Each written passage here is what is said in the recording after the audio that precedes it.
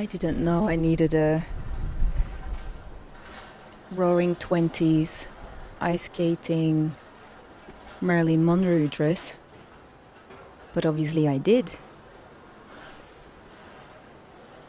I've been having beautiful days in Paris. It seems to be super popular on social media. And I understand. I think it's the last 20 years evolved in a lovely direction. But what it really is for me is culture, Bohemian qualities. For instance, it's going to a mute movie with live improv piano in a completely sold out cinema on a Wednesday evening.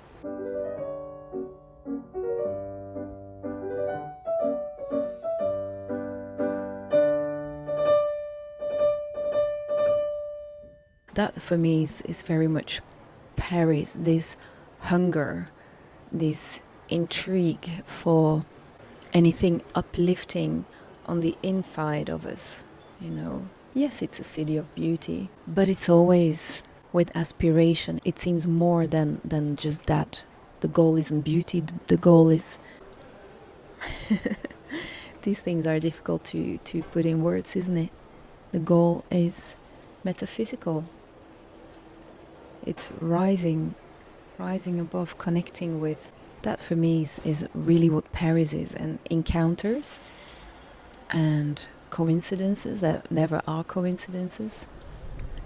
Going to a hairdresser who turns out to be more of a healer. I thought I was gonna let it grow and have it longer, but no. She said hair is like serpent, the skin, how it works. If you've had a bad day, bad vibes, wash it. Then because your hair absorbs things. And she said, you're gonna feel more happy and better with those things cut off. And she's like sculpting with your face. What do you think, by the way? I just let go. I was on a mission to have it grow, but I went with it. I just went with it, and I do feel happy the way it is. But what I mean is, she then told me to go to a gemstone store. And I went there. It was this hidden shop. She talked about a massagist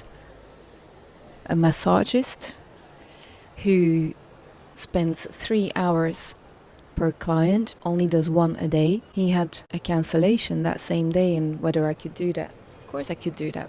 And then he ended up being located in the street where I'm living at the moment, whereas the hairdresser was on the other side of town. It's that kind of serendipity, I suppose it's called.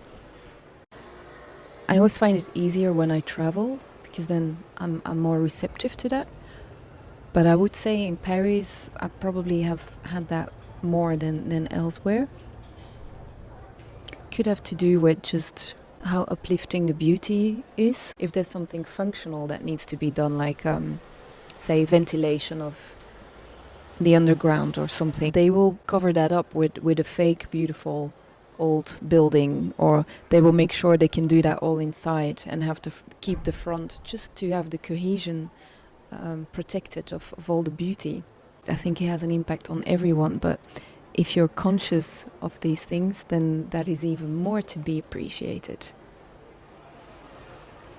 And so maybe that helps on being in this heightened state of feeling connected with things. And then I have this lovely cat here that was not expected. This place doesn't come with a cat, but all of a sudden I heard a big meow and I went to see, and yeah, there's this beautiful Siberian cat in the living room from the neighbors. And this happens to be my absolute favorite animal, I would say. It's kind of the perfect middle between a sweet dog and a cute cat. What do you do to feel more connected, to feel more alive?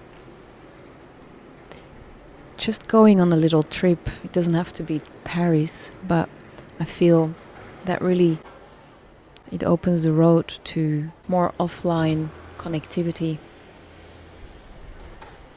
What's Paris to you? Feel free to share. Hope you're all very well. See you soon. Oui.